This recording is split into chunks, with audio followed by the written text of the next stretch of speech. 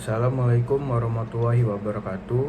Baiklah, di sini saya akan mempresentasikan hasil tugas individu saya yang dimana tugasnya itu review jurnal penelitian dengan Ibu dosen pengampu Ibu Dwi Septi Haryani STMM yang disusun oleh saya sendiri Dodi Rizky Fandi dengan NIM 1961-2006. Baiklah, di sini saya akan memulai presentasi. Baiklah, di sini saya akan mereview jurnal yang berjudul Analisis Risiko Rantai Pasok Produk Donat menggunakan metode Host of Risk atau HOR di UMKM Nicesi.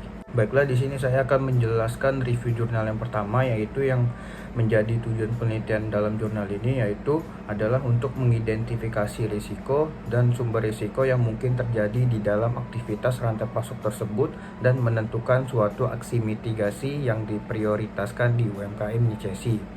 Data yang digunakan dalam jurnal tersebut yaitu menggunakan data kuantitatif atau menyebarkan kuesioner.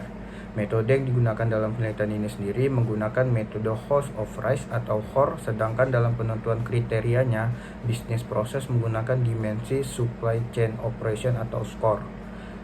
Dan memiliki hasil penelitian yang dimana aksi mitigasi risiko yang dilakukan yaitu adanya karyawan yang bertanggung jawab untuk memeriksa bahan baku yang diterima, melakukan safety stock bahan baku, membuat jadwal pembelian bahan baku, membuat jadwal pembelian kardus, packaging, membuat peraturan minimal waktu memesan, menetapkan kebijakan terkait permintaan, memperpanjang jam kerja karyawan, mengganti atau membuat alat penggorengan elektrik, penambahan daya generator, melakukan training kepada seluruh karyawan, dan mengganti mesin yang sudah tidak layak pakai.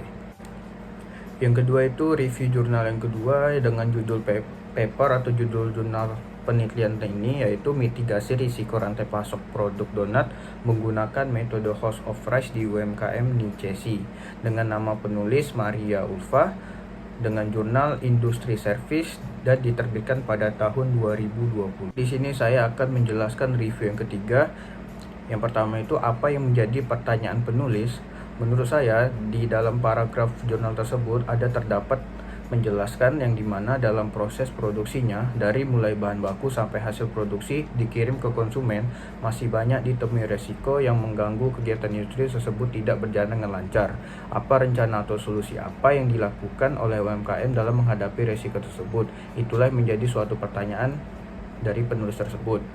Tujuan penelitian yang dilakukan yaitu untuk mengidentifikasi suatu risiko dan sumber risiko yang mungkin terjadi di dalam aktivitas supply chain dan untuk menentukan aksi mitigasi yang diprioritaskan pada UMKM Nicesi. Dan apakah ada gambaran tentang pertanyaan penulis?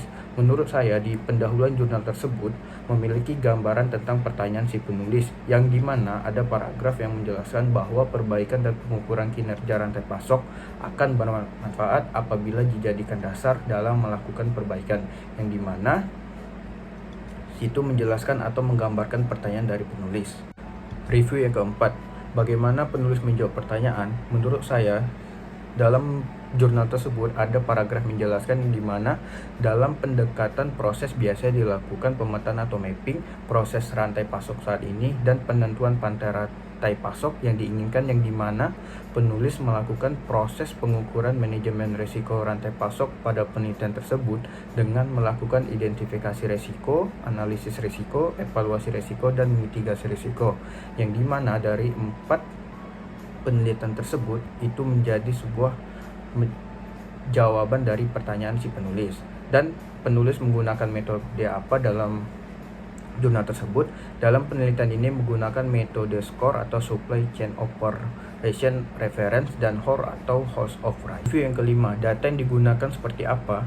Data yang digunakan oleh dalam penelitian jurnal ini yaitu menggunakan data kuantitatif atau menyebarkan kuesioner, dan ada metode lain yang digunakan di dalam jurnal ini yang dimana yang pertama itu menggunakan metode nilai severity dari kejadian risiko, sumber risiko, dan nilai occurrence, ARP kumulatif, menggunakan diagram Pareto, risk agent, dan menggunakan metode effectiveness to difficulty ratio atau ETD, yang dimana rentang waktu datanya menurut saya di dalam jurnal ini yang dimana dalam mengumpulkan datanya digunakan metode Host of Risk atau HOR yang terdiri dari 2 tahap yaitu HOR 1 dan HOR 2 sehingga dapat ditentukan aksi mitigasi untuk meminimalkan suatu risiko tersebut yang terjadi di dalam UMKM Nicesi tersebut. Berapa banyak data yang digunakan? Menyebarkan kuesioner kepada responden yaitu pemilik usaha donat, dan hasil dari data tersebut ada 30 kejadian resiko di dalam UMKM Nicesi tersebut. Review yang keenam, metode apa yang digunakan dalam penelitian ini menggunakan metode SCORE atau Supply Chain Operation Reference dan HOR atau Host of Rice. Dan di sini saya akan menjelaskan review ketujuh atau hasil penelitian dari jurnal tersebut, yang dimana terdapat ada 30 kejadian resiko, yaitu 6 kejadian resiko pada proses plan, 5 kejadian resiko pada proses source, 17 kejadian resiko pada proses make, 2 kejadian resiko pada proses deliver, dan 1 kejadian resiko pada proses return, serta terdapat 18 sumber risiko yang teridentifikasi pada keseluruhan tahapan proses kegiatan rantai pasok produk donat, serta ada aksi mitigasi yang dilakukan ada 10 aksi. Baiklah, di sini saya akan menjelaskan review ke-8 yang dimana ada kesimpulan.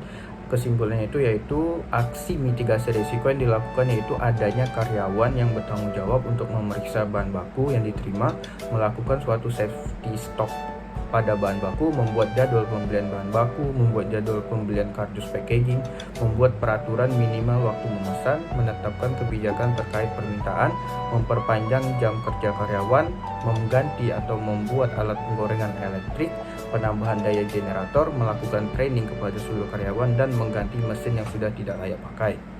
Apakah menjawab pertanyaan penulis?